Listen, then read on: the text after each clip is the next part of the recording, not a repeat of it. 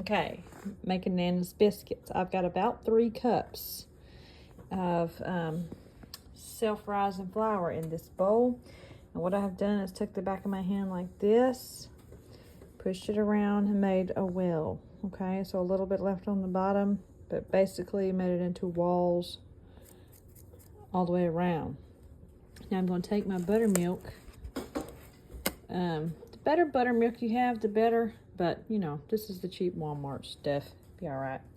I'm going to fill that well about 2/3 full. Notice I am not measuring this. Just kind of eyeballing it.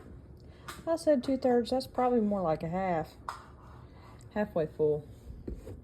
And you're like, well, how big's the bowl? I don't know. How much buttermilk is that? Cup and a half, maybe? Now we're going to add in our Crisco. I need to buy some more. But typically the right amount of Crisco is around 1/4 cup. So I'm going to scoop that in here. And then I'll show you what I'm going to do next. Okay.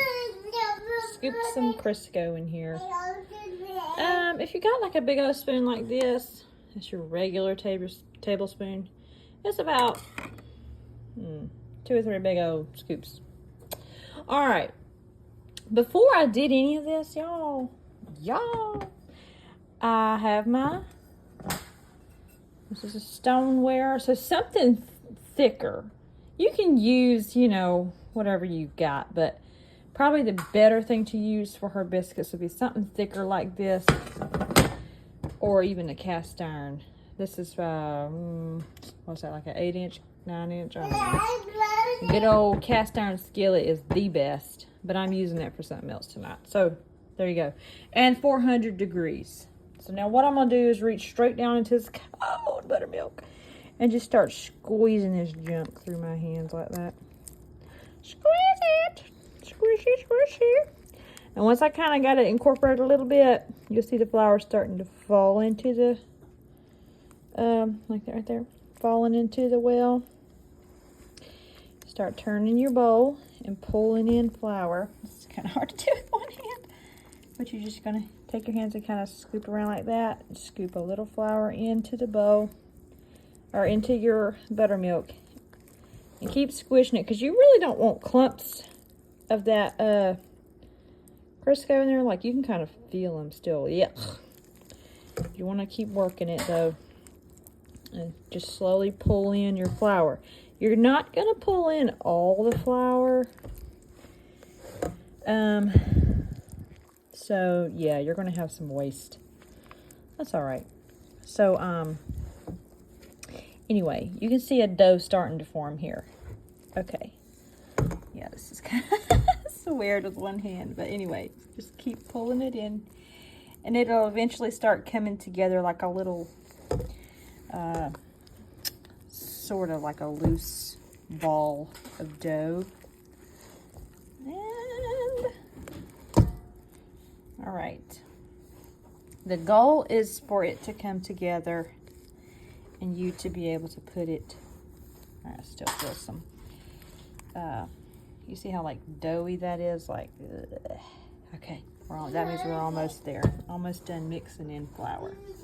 We don't want them too dry, okay? All right, it's real sticky like this. Okay, start trying to just kind of, I'm probably making everybody dizzy. Start trying to just like push it to the middle. This is when you want to get your other hand involved to kind of pull some flour over onto the top. Just start form a little bit of a ball there. Okay, now at this point I would scrape the dough off my fingers with my other hand. All right, so I'm about to do that. Okay. All right, I washed my hand clean. Now, oops. Now, get a little flour on your hand like that. Not a whole lot, okay? You want to be able to reach underneath this ball of dough, and you're just going to fold it like that. Pat it down. Not aggressively, but just kind of pick up, fold it, turn your bowl, pick it up, fold it, pat it down, turn your bowl. You're going to do this step about 8 times, 8 to 10. How many will I do? I don't know, till I think it feels nice. Nice and fluffy. Okay, now once I got a nice just wad of dough, everything's just the same color here, so it's kind of hard to see on camera, but you can feel it with your hands. I don't want a ton of wet, sticky dough, so if I have to pull in a little flour and just kind of pat in places, that's okay. Shake off that excess. Oops. All right, just kind of pick it up and fold it. Just kind of press it down. Should have used a little tripod or something. Okay. Okay, now for the next part, I'm going to face the camera to me. I don't know if it'll stitch it to this video or if it'll be separate, but there. See how I have like a lump and I've folded it over. I don't know, I lost count, but there it is. You can kind of see it and you can feel it a little springy, okay? Not like super springy, but a little bit, see? That's what you want. Back, Jack. All right, so in my bowl, I got my dough. I'm gonna basically use my hand like a pincher. I'm gonna pinch the size of a, maybe like a golf ball size of dough. I'll show you. That's a little bit bigger. Maybe about that much. Fits in the palm of your hand nicely. And you can control the size of your biscuits like that right there. You just kind of start putting a little, not much, just a little flour on them, and you kind of grab, turn, and you're just kind of flattening them. All you're doing is forming the shape of a biscuit. So you just kind of do that a couple times, take it, see how it looks now, and you're just going to set it down in your little dish, do a little pat. It should spring, it should be a little springy. Right, grab some more. You're just going to do the same thing all the way around. This one's a little doughy, so I'm going to add some flour to the edge there. This one's a little small too. It's okay, it's homemade. Who cares how big or small it is? Yeah, this one's falling apart a little bit. Okay, so before you bake them, so there they are.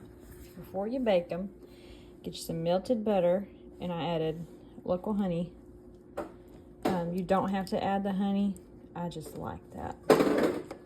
Stir that up a good little bit there. I'm just going to gently brush this on the top like that